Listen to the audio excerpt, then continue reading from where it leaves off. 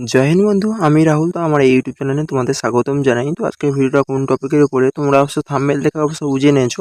তো আজকে এই ভিডিওটা যারা সিআরপিএফ এর যারা ক্যান্ডিডেট আছে, যারা সিআরপিএফ ট্রেডসম্যানের যারা এক্সাম দিয়েছিল তাদের জন্য খুবই গুরুত্বপূর্ণ ভিডিও। সিআরপিএফ এর তরফ থেকে কিন্তু বিগ আপডেট উঠে এসেছে। তো কি আপডেট উঠে এসেছে জয়েনিং সংক্রান্ত এবং তোমাদের রানিং কবে হতে পারে সেটা কিন্তু আপডেট কিন্তু উঠে আসে। তো তোমাদের সঙ্গে আমি এই ভিডিওর মাধ্যমে তোমাদের আমি শেয়ার করবো। যারা সিআরপিএফ এর যারা ক্যান্ডিডেট আছে তারা অবশ্যই তোমরা প্রথম থেকে তোমরা শেষ পর্যন্ত দেখবে। আশা করি তোমাদের কিন্তু অনেকটাই হেল্প হবে। জন্য কিন্তু খুবই গুড নিউজ তোমরা ভাবতে পারো। এবার কিন্তু কাট অফ এই বছর কিন্তু কাট অফ কিন্তু অনেকটাই কিন্তু কম যাবে, অন্যান্য বছরের তুলনায় প্রচণ্ড কম যাবে। যারা কিন্তু নর্মালি তোমার নাম্বার যদি এসেছে তোমরা কিন্তু অবশ্যই তোমাদের সিলেকশন হয়ে যাবে। তো সেটা নিয়ে আমি কথা বলবো। তো এবার আমি আসি আমি মুহূর্তে আমি চলে আসি। তো চলো এবার দেখো, দেখতে পাচ্ছ আমি অফিসিয়াল কিন্তু ওয়েবসাইট কিন্তু চলে আসছি। তো crpfgov.in এখানে কিন্তু আমি অলরেডি কিন্তু চলে আসছি। তো এখানে যদি আমি স্ক্রল করে যদি তোমাদের যদি দেখাই, তো এখানে দেখো তেমন কিছু কিন্তু আপডেট কিছুই নেই। তো একটাই কিন্তু এখানে আপডেট আছে, যেটা তোমাদের দেখছো এলডিসির কিন্তু মেডিকেল যে হয়েছিল তার কিন্তু মানে যে নোটিশটা সেই কিন্তু নোটিশটা পাবলিশ করেছে। তারপরে তোমরা যদি এখানে স্ক্রল করার পর তোমরা এখানে দেখতে পাবে জাস্ট কিন্তু এখানে মানে 2022 যে এসএসসি জিডি যে এসেছিল, 2022 কিন্তু এসএসসি জিডি যে এক্সাম যে মানি পোস্টেড যে বাকি ছিল মেডিকেল, সেই মেডিকেলের কিন্তু এখানে নোটিফিকেশন তোমরা দেখতে পাচ্ছ ডিএমএ যে হয়েছিল তার। এছাড়া কিন্তু আদার্স কিন্তু এখানে কিছু আপডেট কিছু নেই, তোমরা দেখতে পাচ্ছ। যে আমাদের সিআরপিএফ ট্রেডসম্যানের রেজাল্ট এবং কিন্তু জয়েনিং প্রসেস নিয়ে কি আপডেট আছে সেটা আমি তোমাদের বলে দিচ্ছি। দেখো 2024 যে আমাদের এসএসসি জিডি যে ভ্যাকেন্সি চলছে, 2024 বর্তমান যে ভ্যাকেন্সি চলছে যার কিন্তু এক্সাম হয়ে গেছে, তো তার কিন্তু জয়েনিং জবে হবে। তার যার জয়েনিং এর প্রসেসের সঙ্গে সঙ্গে কিন্তু সিআরপিএফ ট্রেডসম্যান যে আছে, সিআরপিএফ ট্রেডসম্যানের কিন্তু জয়েনিং প্রসেস কিন্তু একই সঙ্গে হবে। তার মানে তোমরা ভাবতে পারো আর এসএসসি জিডি 2024 যে ভ্যাকেন্সি তোমরা জানো ভালো করে যে আগস্ট মাসে কিন্তু নেক্সট কিন্তু এই ভ্যাকেন্সি আসছে। তো এসএসসি জিডি যে 2024 ভ্যাকেন্সি সেটা কিন্তু চাইবে পুরোপুরিভাবে আগস্টের আগে কিন্তু জয়েনিং প্রসেস কিন্তু করে দেওয়া। তো সিআরপিএফ ট্রেডসম্যানও আগস্টের আগে তার মানে জয়েনিং প্রসেস করা হবে। তো সিআরপিএফ যদি জয়েনিং যদি আগস্টের আগে যদি করায় তার মানে তোমরা ভাবতে পারো তোমাদের হাতে কিন্তু বর্তমানে কিন্তু আর 4 মাস কিন্তু আছে। তো 4 মাসের মধ্যে কিন্তু তোমাদের রানিং এবং তোমাদের টেট টেস্ট এবং তোমাদের কিন্তু মেডিকেল পুরোপুরিভাবে কভার করবে।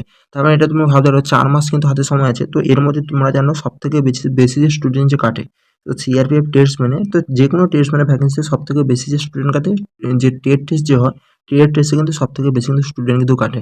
তার জন্য আমি তোমাদের বলবো ভাই তোমরা টেট টেস্টটা ভালোভাবে তোমরা মানে প্র্যাকটিস তোমরা করে রাখো, নাহলে কিন্তু প্রচুর প্রবলেম হবে। আর এখানে কিছু কিছু পোস্টে কিন্তু আছে 5 কিলোমিটার রানিং, তো 5 কিলোমিটার রানিংও তোমরা কিন্তু কভার করে রাখো, নাহলে কিন্তু রানিংয়েও ফেল করবে আর গরমে রানিং হবে। আমি তোমাদের বলে দিচ্ছি দেখো, যদি আমাদের 4 মাস যদি হাতে সময় থাকে তোমাদের কিন্তু মে মাসে কিন্তু রানিং হওয়ার কিন্তু পুরোপুরি কিন্তু চান্স কিন্তু আছে। তার জন্য আমি সবাইকে বলবো মে মাসের কিন্তু তোমাদের রানিং কিন্তু হতে চলেছে এবং তোমাদের জুন আর জুলাই নাগাদ তোমাদের কিন্তু মেডিকেল হবে।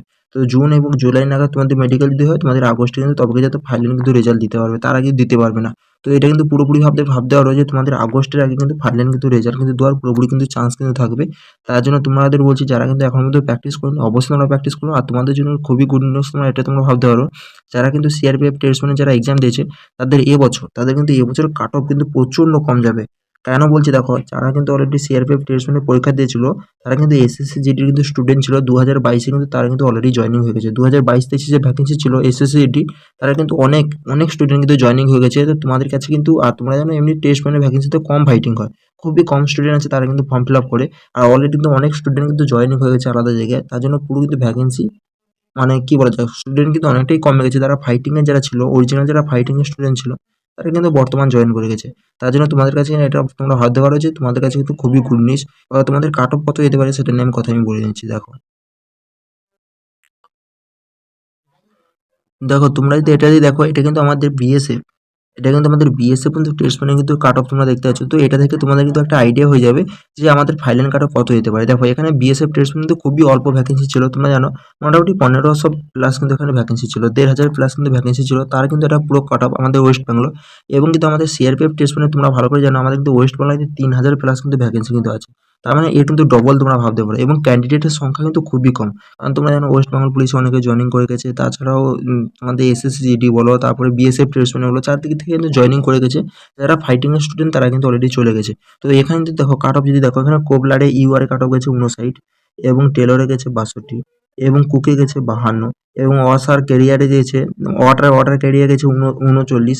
এবার অসার ম্যানে গেছে 64 এবং তোমরা বারবারে যদি দেখো এখানে তোমাদের জেনারেলের কথা আমি বলছি। আর তোমাদের এখানে দেখো ওবিসি এসসি এবং এসটি এবং ইডব্লিউএস দেখে সবকিছু দিয়ে দিয়েছে। এবার আমি এসেছি তোমাদের কত নাম্বার থাকলে তুমি কিন্তু এখানে তোমাদের রানিং এবং তোমার টেট টেস্টের জন্য প্র্যাকটিস করবে।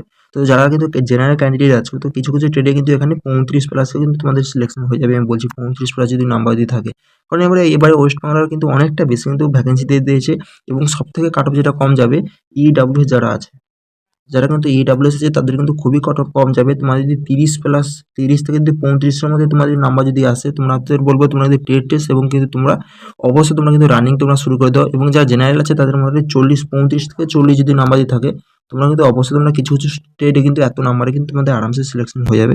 তোমরা কিন্তু অবশ্যই তোমরা শুরু করে দাও। কিন্তু আমাদের যে মেয়েদের যে কাট অফ ছিল, মেয়েদের কাট অফ তোমরা দেখতেছো কুকি কিন্তু ইউআর গিয়েছিল 51+ এবং তোমাদের যদি দেখি ওয়াসারম্যান কিন্তু 60+ গিয়েছিল এবং কিন্তু সুইপারে কিন্তু 64+, কিন্তু এটা মেয়েদের কিন্তু গিয়েছিল। বর্তমান যে আমাদের বিএসএফ যে ট্রেডসম্যানের যে ভ্যাকেন্সি ছিল, এবার বিএসএফ ট্রেডসম্যান কিন্তু অল ইন্ডিয়া মিলে কিন্তু 1,500+ মাত্র কিন্তু ভ্যাকেন্সি ছিল। আর আমাদের এবছর যে সিআরপিএফ, তো সিআরপিএফের কিন্তু আমাদের শুধু ওয়েস্ট বাংলা স্টেটে কিন্তু এখানে 3,000+ কিন্তু এখানে ভ্যাকেন্সি আছে। তার মানে তোমরা ভাবতে পারো যে কাট অফ কিন্তু অনেকটাই কম যেতে চলেছে এবার সিআরপিএফ ট্রেডসম্যানে। তো এটা কিন্তু পুরোপুরি কিন্তু আপডেট আছে, তোমাদের আমি বলে দিচ্ছি। তোমাদের কিন্তু জয়েনিং প্রসেস আমি বললাম যে আগস্টের আগে কিন্তু তোমাদের ফাইনাল রেজাল্ট কিন্তু মোটামুটি তোমাদের দিয়ে দেবে। তার জন্য আমি বলবো তোমাদের যদি যারা ইডব্লিউএস আছে 30 থেকে 35-এর মধ্যে তোমাদের নাম্বার যদি থাকে, অবশ্যই তোমরা রানিং এবং তোমার টেস্টের জন্য তোমরা লেগে তোমরা যাও। এবং যারা মেয়ে আছে তাদেরও যদি তোমাদের 40 মতো যদি তোমাদের নাম্বার থাকে, 40-এর কমও যদি থাকে, তোমরা কিন্তু অবশ্যই সবাই কিন্তু তোমরা প্রিপারেশন তোমরা করে তোমার রানিং তোমরা শুরু করে দেবে, টেট টেস্ট কিন্তু শুরু করে দাও। কারণ টেস্ট মানে ভ্যাকেন্সিতে সব থেকে বেশি এটা কাটে কিন্তু মানে টেট টেস্টে কিন্তু কাটে, তোমরা ভালো করেই তোমরা জানো। টেট টেস্টে কিন্তু অনেক ছেলে মেয়ে কিন্তু ফেল করবে, তোমরা দেখতে তোমরা পাবে। তার জন্য আমি তোমাদের বলবো ভাই, হাতে ভাই খুবই কম সময় আছে। যদি হয় তোমরা ভাবতেছো কতটা কিন্তু কুইকলি কিন্তু প্রসেস করাবে। আর আমি বলে দিচ্ছি, তোমরা যদি না এখনো মধ্যে আমার চ্যানেলকে সাবস্ক্রাইব করে থাকো, সিআরপিএফের যে কোনো আপডেট পাওয়ার জন্য তোমরা অবশ্যই তোমরা সাবস্ক্রাইব তোমরা করে নাও। সর্বপ্রথম কিন্তু আমি আমার এই চ্যানেল থেকে তোমাদের আমি আপডেট দিয়ে দেবো যে সিআরপিএফের তরফ থেকে কী আপডেট উঠে আসছে। এবং তোমরা যদি রিয়েল যদি ইনফরমেশন পেতে চাও, অবশ্যই তোমরা কিন্তু এই চ্যানেলকে তোমরা সাবস্ক্রাইব তোমরা করে রাখো। আর চলো, যদি ভিডিওটা যদি ভালো যদি লাগে আজকে অবশ্যই তোমরা লাইক করবে। তো চলো, আজকে ভিডিওটা আমি এখানে শেষ করছি, পরের ভিডিও দেখা হচ্ছে। জয় হিন্দ।